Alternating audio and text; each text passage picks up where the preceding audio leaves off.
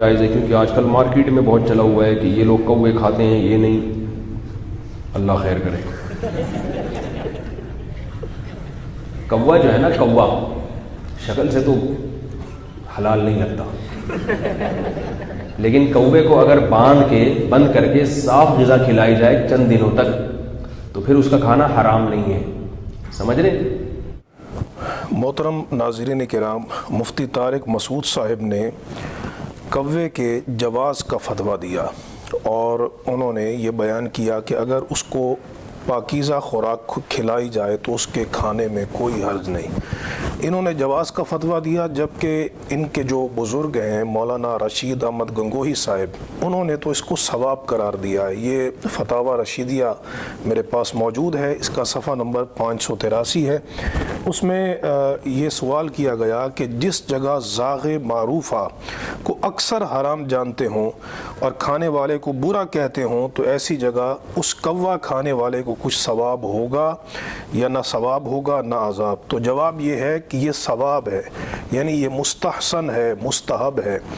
تو ہمارے جب میلاد کے مواقع ہوں، ہم میلاد کے اوپر کھانا پکائیں یا محرم پہ کھانا پکا کے اس کا ثواب امام حسین کو پیش کریں، تو اس کے استحسان اور استحباب پر دلائل پوچھے جاتے ہیں۔ تو ہمارا سوال یہ ہے کہ کوا کھانا جائز ہے یا ثواب ہے؟ اس پر قرآن و حدیث میں دلیل کہاں ہے؟ جبکہ احادیث میں بڑی شدت کے ساتھ کوے کے متعلق حضور صلی اللہ علیہ وسلم نے احکام بیان کیے ہیں۔ چنانچہ صحیح بخاری، یہ میرے ہاتھ میں موجود ہے، اور صحیح بخاری کی کتاب جزاء الصید ہے، اس میں یہ حدیث نمبر 1828 ہے۔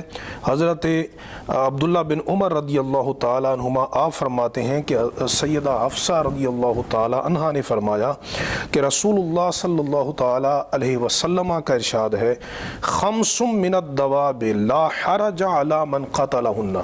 فرمایا 5 جانور ایسے ہیں کہ اگر کوئی ان کو قتل کر دے تو اس پر کوئی گناہ نہیں ہے، بلکہ ایک روایت میں ہے کہ نہ حرم میں گناہ ہے اور نہ حل میں گناہ ہے، یعنی حرم میں جہاں پر جانوروں کو مارنا منع ہے، وہاں ان 5 جانوروں کو اگر حرم میں بھی مارا جائے تو کوئی گناہ نہیں ہے۔ آگے ایک روایت میں یہ لفظ ہیں کہ کلہن فاسق، وہ 5 کے 5 جانور فاسق ہیں۔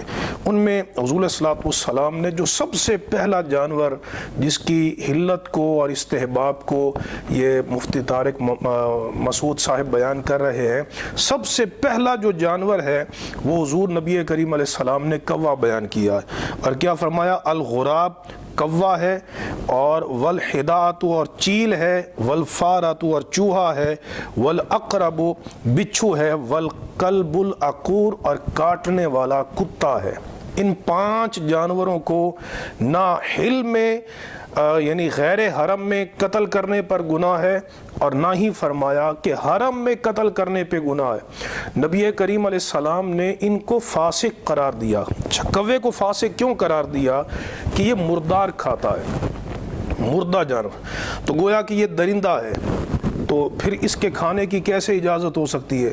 یہاں اسلوب دیکھیے، نبی کریم علیہ السلام کوے کو حرام جانوروں کے ساتھ بیان کریں۔ چیل بھی حرام ہے، چوہا بھی حرام ہے، بچھو بھی حرام ہے، اور کتا کھانا بھی حرام۔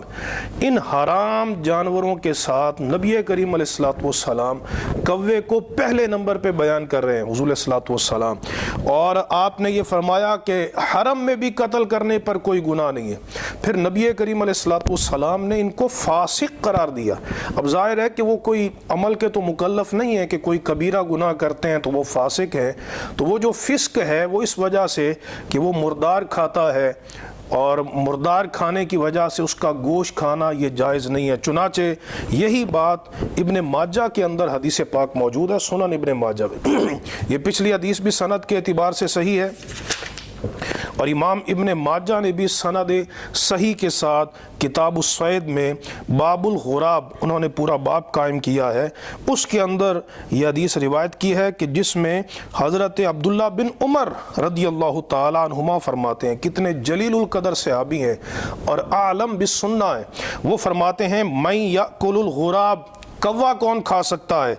वक़द सम्माहु रसूलुल्लाह सल्लल्लाहु ताला अलैहि वसल्लम फासिका, जिसको हुजूर ने फासिक करार दिया है उस कौवे को कौन खा सकता है? तो अब जाहिर है कि फासिक ही फासिक को खा सकता है, मुत्तकी जो है वो फासिक को नहीं खा सकता। और फिर हज़रत अब्दुल्ला बिन उमर फरमाते हैं, ये इब्न माजा की हदीस है, कसम उठा के वल्लाहि मा हुआ मिनत तय्यिबात, फरमाया अल्लाह की कसम कौवा तय्यिबात में से नहीं है। अल्लाह रब्बुल इज़्ज़त ने जो फरमाया ना कुलू मिनत तय्यिबात, पाकीज़ा चीज़ों में से खाओ, ये उन पाकीज़ा चीज़ों में नहीं है कौवा। और जब ये तय्यिबात में से नहीं है तो अत्तय्यिबातु लित्तय्यिबीन वत्तय्यिबून लित्तय्यिबात, जो पाकीज़ा चीज़ें हैं वो पाकीज़ा मर्दों के लिए हैं, पाकीज़ा चीज़ें, और ख़बीस चीज़ें ख़बीस मर्दों के लिए। नबी करीम अलैहिस्सलातु वस्सलाम आपकी बेसत के मकासद में से एक मकसद ये था कि हुज़ूर सल्लल्लाहु ने पाकीज़ा चीज़ों को हलाल किया और पाकीज़ा के मुकाबले में जो ख़बीस चीज़ें हैं वयुहर्रिमु अलैहिमुल ख़बाइस, तो वो गंदी चीज़ें हुजूर ने हराम फरमाई हैं। अब देखिए अब्दुल्ला बिन उमर फरमाते हैं ये पाकीज़ा चीज़ों में से नहीं है, नबी करीम अलैहिस्सलाम ने उसको फासिक करार दिया। और मुफ्ती तारिक मसूद साहब कितने मज़े के साथ इसको बयान कर रहे हैं कि उसका खाना जायज़ है, और उनके बड़ों ने तो न सिर्फ खाया है बल्कि उसके सवाब के फतवे दिए हैं। अल्लाह तबारक व तआला हमें हलाल खाने, हलाल और तय्यब खाने की तौफीक अता फरमाए। व आखिरु दावाना अनिल हम्दुलिल्लाहि रब्बिल आलमीन।